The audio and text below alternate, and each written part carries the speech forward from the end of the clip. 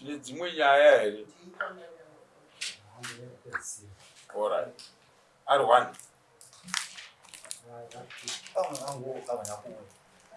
Havana kuya. Okay.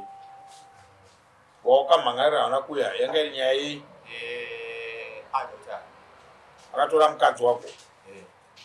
Ndawana ma-message alisendera nemudzimai wangu. Ndiani yeye? Ndisabiti Marola. Aiwa manhingi Marola akatouya panapa menoriinhapo pakauya ndiani kwakauya kuti pano ainzi ndiri hanzvadzi yako here kana kuti chii tikavaudza kuti aiwa saka chiuyai kudare musi wa31 nekuti uyo aiti ari kuenda kumasvingo kudini nebasa ndiwo ainzi mukadzi ainyengwa anhingirika iwo uri kumapurisa achiita huloya munhu kwachitora achiita mukadzi vakadana naye. Ndakaona ma-message last week but vanosisirati achiti chii ma-message? Taura nzvimbo dzaunozobudisa mudaredzo hatitombodzida. Aiti chii? Anosenda ma-message akanzi I love you ma-morning sweetheart pama-message ake aisa vachiratidza kuti I love you ka anogona kunge achiti I love you kutonyenga kuti ndiri kukuda. Tinoda kuti vane panoratidza kuti vakadanana here vanhu ava. Handiti paripo pama-message ndepapi pataure because pane pandozotora foni handi mukadzi adhirisha ma-message esaya ndozo inini ndopandozotora foni ndobva ndaenda kuma-notifications ndopa paandoziona kuti aitaura naMalola ndobva ndazosendera Malola message yekuti I miss you. Malola obva ari la then obva ati kainaikoni ndobva afoni ndipo paandikazoziva kuti ndimalola apazo. Alright. Izvozvo hatisi kuramba manzwa here pawakati I miss you ndopawaona iwewe kuti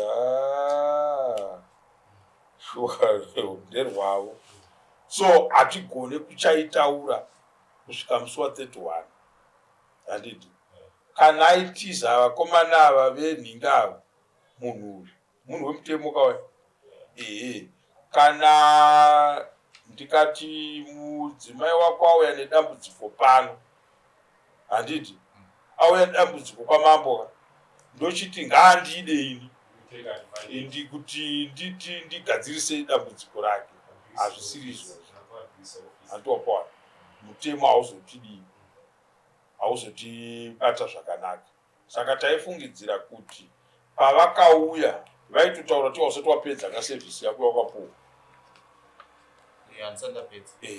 Ndikati chiregai kumunetsa handitika ozogochiuya kamwe chete kudare uyu aripo tomutarisa kuti achata ndiri kuenda kupi futi.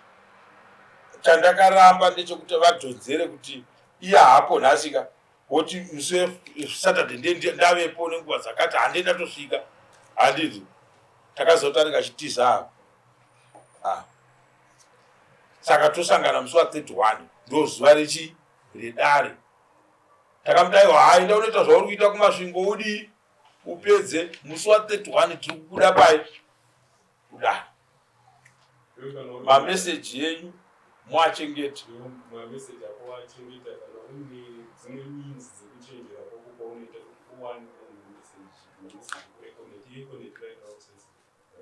asi vanhu ava vakazivanirana pekuti uyu anga kukutsvagira rubatsiro rwegweta here kana kuti uri kuti vakagara vachizivana? Vakazivanana panyaya yangu. Vakazivanana panyaya yako apo apapa chiri padhuze kasaka kune mazuva mangani wapara mhosva iyi? Ndikumbiro mupapindura ipapa iye mudzimai wacho ndiri mai vomukomana akati kuna baba vana baba vake vane hama yavo prosecutors akangada kuzivawo kuzivanawo nemama prosecutors akangada foni namba kuti agopa kuhama yacho iwe omapirwa akaita foni namba dzeyeye Malola nababa vachipa kumudzimai wacho achitakura kunoipa hama yavo prosecutor. Zvatinotaura amai panyaya yatiri kutaura chatiri kuti mama nenguva muchizivana toda kutsvaga kuona kuti chanyengesa mukadzi uyu chii negweta. Handiti vagara vachidanana here, toona kuti uyu ndozvaari kupindura kuti aiwa vazozivanirana panyaya yangu. Handiti tinoda kuti tiende futi patinonovaka uyu kuti chaka chaukarambire mudzimai wako iwe chii. Nauye akunyengesa mukadzi wake, ari kudzikisa pfungwa imamai yekuti murume wangu zvandaona munhu ari kuti ari kubatsira ndakunobatsirika murume wangu asaende kupi kujeri. Handi muri kuona zvakawanda zviripo. Handidi kutaura nemi zvakaipa mune mwana wenyinyi. Handidi makaona. Ndoda kutaura nyaya yatinotora isusu pakufunga kwedu sevatongi venyaya kuti mwana ari kunoiswa paextortion. Handidi wapona. Ari kushandira iwewe ndiwanoda kuti ubude munyaya dzauinadzo. Handidi asi munhu ari kufunga kuti anomubatsira akunoshandisa ofisi yake achiita zvinhu zvakadii zvakashata. Ndiye munhu akaipa. Handi mapona zvese izvozvo unofanira kudzikisa pfungwa dzako iwe usati wateerera zvevanhu vazhinji avo. Izvozvo unofanira kuchicherechedza. Mukadzi wako akagara achiita izvozvo here? Aiwa namubvere ndakazviona paakambozviitira. Zvauya sei? Zvauya pandiri nekuda kwezvakati. Uyo munhu uyo akuda kunoti chitanga wadai uyu munhu iyeye ariho. Handiti saka kuine inonzi law society. Unotokwira kutonomhangarira ku-law society kwavo ikoko. Handiti kunoripota kuti ndizvo herezvo. Ini ndiri muusungwa. Mukadzi wangu akunyengwa nemunhu watiri kuti ari kubatsira inini. Imhosva.